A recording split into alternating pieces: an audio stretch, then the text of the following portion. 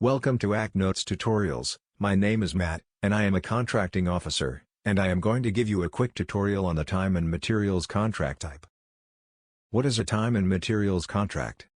A time and materials contract is normally used in construction and product development when a company or employee agrees to be paid for their time and the material used for the development of a product.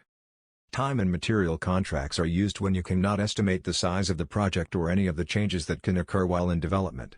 This is the opposite of a fixed-price contract. A time and materials contract, detailed in Federal Acquisition Regulation Subpart 16.6, provides for acquiring supplies or services on the basis of direct labor hours at specified fixed hourly rates that include wages, overhead, general and administrative expenses, and profit, and the actual cost of materials used.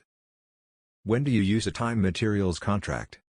A time and materials contract should be used when there are too many uncertainties in contract performance that will not allow the use of a fixed-price contract. What are the main benefits of a time and materials contract? There are three main benefits to a time and materials contract. These are: 1. Easy to adjust to requirements changes. 2. More flexibility over schedule changes. And 3. Easier contract setup. What are the main downsides of a time and materials contract? There are three main downsides to using a time and materials contract. These are: 1. The customer takes a lot of financial risks. 2. Tracking expenditures takes more effort. And 3. No incentive for being efficient. What are the main limitations of a time and materials contract?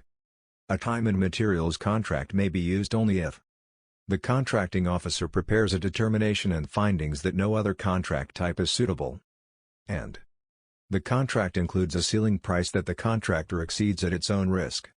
If a change in the ceiling price is needed, the contracting officer must justify the reasons for this subsequent change. Thank you for watching this tutorial on time and material contracts. For more information, please visit the webpage.